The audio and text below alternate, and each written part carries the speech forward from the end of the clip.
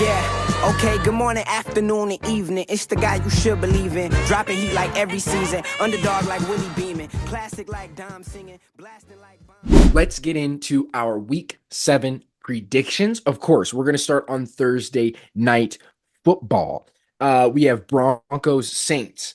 This, at the time of recording, is the spread right now is at 1.5, favoring the Broncos, surprisingly. They are favored, obviously, on the money line then at minus 132, and the under over is 36.5. Do we know if Spencer Rattler is going to play again, or if we're getting Derek Carr? Do we know I have yet? not seen any news on it, but I would imagine probably with how Spencer played against the Buccaneers, I would say they'd probably keep him unless Derek's 100%. Okay. Because he showed promise. He threw some He picks, but actually he played also pretty threw good. for 3 TDs, I'm pretty sure. He played pretty well. I would What gives imagine me it would be a Saints. I imagine it would be a Spencer Bo game. my brain's a little bit confuzzled here because I don't know if Pat Surtain's going to clear this week from his concussion. So you're without Pat Surtain. So he's probably going to get Shaheed or Chris Olave, whichever one you want to stick him on, whether you want to stick him on the best receiver in that game or the deep threat. I don't know. So you're left with a Pat Surtainless defense, let's just say, in Denver. The Saints defense is really good, but you also have, but at the same time, beyond Pat Surtain, the Broncos defense has showed that the secondary can show up. You're playing against a rookie. So I don't know where to go because Bo obviously has more games under his belt, so there's more opportunity for him to. This is a potential pop game of like, okay, I'm not playing against a 40-year vet. I'm playing against another rookie. They're going to be just as bad on third down as we are. I'm not even going to get started on how bad both our defense and our offense is on third down. It drives me insane. But I have no idea this is a pick'em game, really, when you look at it. 1.5 points is not much.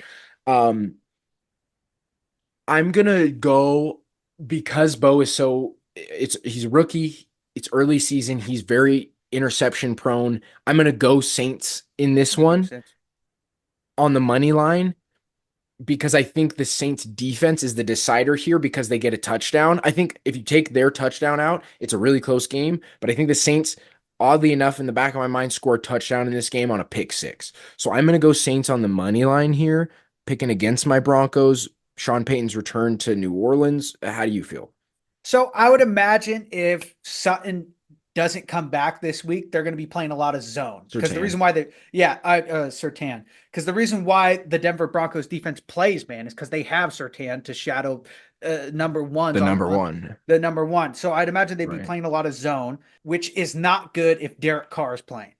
Because then the long ball opens up, right? That's the type of offense that they want to play. But if it's Spencer, and I didn't watch Spencer's game, but I imagine he's not throwing the long ball like Derek can throw the long ball. I imagine it's a lot of slants, a lot of quick outs. So I imagine if Spencer is playing and they are in zone for most of the game, they are going to be successful on defense. Yeah. But I'm still going to take the Saints because on the money line or points. You want points or money line? What's the spread? 1.5. So they have him losing by 1.5. So you add 1.5 to whatever their score is. They would win the game essentially, is what you're saying. I'm going to take plus 1.5. I'm going to take the Saints plus 1.5 because you're going to take the points. Okay, so you don't think they're going to win. You think they're going to lose still, but it's close. No, I think the Saints are going to win. Did I say it wrong? Okay. No, I mean, in that case, you might as well just take the money line if you're actually betting the game because usually the spread is still minus. All right, just give me the money line then. Okay, so we'll take the money. I'm going to take the Saints because I think the weapons that they have match up nicely if Surtain is not playing. Okay, I agree with you. It's a weird game. Now we're going to head to Sunday morning. We're in London again. This is the last game of the London series. We got Jets, Pats. Jags, Pats. Jags are favored by 5.5 points in this game, minus 250 on the money line. The under over is 42.5. And this 5.5 for the Jags is like last week, 8.5 for the Eagles. I don't like it. It's too wide of a margin. Everything in your brain tells you Jags have been there a week. Pats Yeah. are getting there probably right now, to be honest with you. They're probably like flying Yeah. over there currently. So very similar You situation that happened last week. Rookie you have to QB. look at this as like the way like there's if you're the Jags, you look at this and it's like, okay, season is done. Season's done. We're playing right now to keep our jobs. Yeah. So you expect them to like come out and lay the wood, Mhm. but I didn't bring this up in the open because I wanted to save it for this. Here's a little fun stat. It took Caleb 3 games to throw a touchdown. It took Mhm. Jaden 3 games to throw a touchdown. It took Bo Nix 4 games to throw a touchdown. Drake May threw for 3 in his first game in the NFL. Now, granted, there was 2 picks, but 3 fucking touchdowns Yeah. in his first game against a Texans defense that's Yeah. for real. Mhm. How bad the Jags are on defense, their secondary is. I'm gonna take the Pats to cover 5.5. You're gonna take the Pats to cover, huh? I'm gonna take the Pats to cover here, and I don't. And part of me is like, you know what? Just take the money line. Honestly, just take the Yeah. money line, Pat, straight up. But I don't know if they're gonna. I think that there's enough anger in the Jags, to win the game. But I think it's way closer than we think. So I'm gonna take the Pats on in the spread. Jags are gonna win this game, but I'm gonna take the Pats on the spread here. I think last week you were right on the money with the Bears Jags game. I just think you were thinking to the future for the Pats Jags game Oh, okay. with what you said about a rookie QB first time going overseas, first time playing in that environment. Jags are seasoned vets. I This is their second week there. They haven't left. They're comfortable now. So I'm going to take the Jags winning this game. Okay, you want the spread then? Because the money line's minus 20 250. Screw it. Give me the spread, I guess. Give me the The spread. Give me points. Yeah, by a touchdown. Okay, they win by a touchdown. Okay, we now head to Sunday night. Potentially, we get to see Davante Adams in a Jets uniform for the first time. This is That's what Jets they're planning, yeah. Steelers. Jets Steelers. This is a really close game, to be honest with you. Go up. Potentially Sorry. a really close game with two great defenses clashing and then two offenses that really can't really get going. We don't know what they are. We don't know Yeah. what they are. So Jets are favored by 1.5 points. Their money line is minus 124, and their under over is 38.5. So they think it's a low scoring game for the most part. I'm gonna say that the football gods pushed off the coach winning the game to This this has week happened. This because has happened. they knew that they were gonna get Davante, and they were like, all right, we're gonna save it. We're gonna save the big win for this week against a really good team in the Steelers. That So was I'm taking smart the Jets on sons the of money bitches. line. That I'm was taking the Jets on the money line, minus 124 here if I was betting on the game.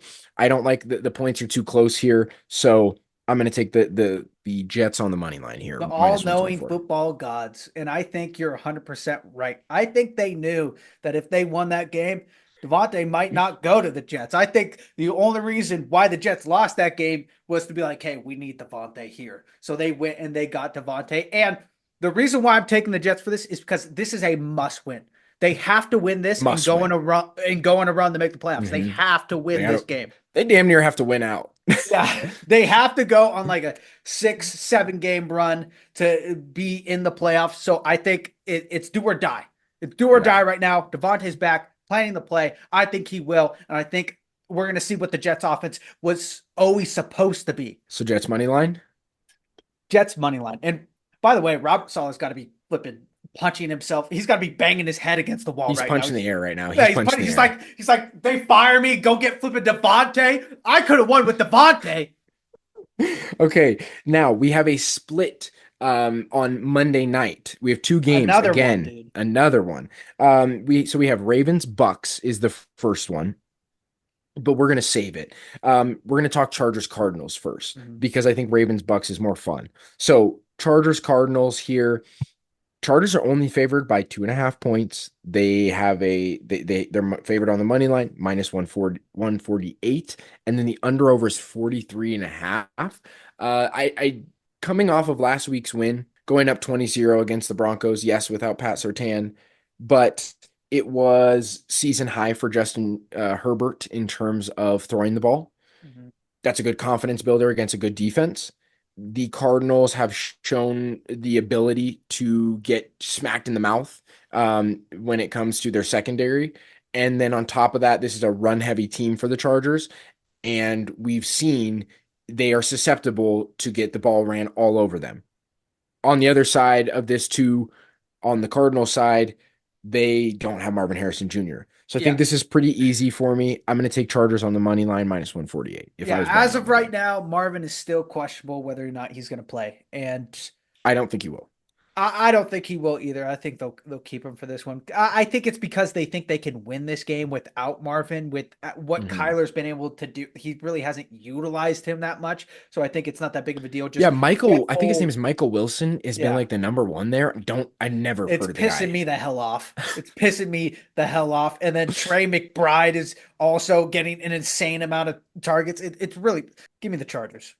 Okay, Chargers money line. Because the Cardinals need to lose without Marvin to realize what they have on their team. Okay, so then the other Monday night game, the last spotlight game, arguably, I think we're going to, one more after this that we'll talk about, but the last spotlight game here, Ravens Bucks. Ravens are only favored by minus 3.5. They have the money line at minus 198, and then the under over is 48.5 points.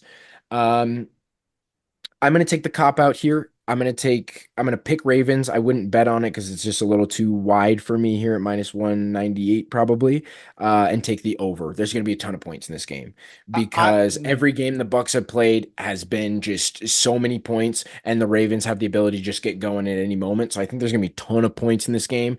Ultimately, I think the Ravens come out in this one, but I don't feel super good about the spread. I don't know what it looks like in that way, and the money line is just too wide. So I'll take the over, back the Ravens.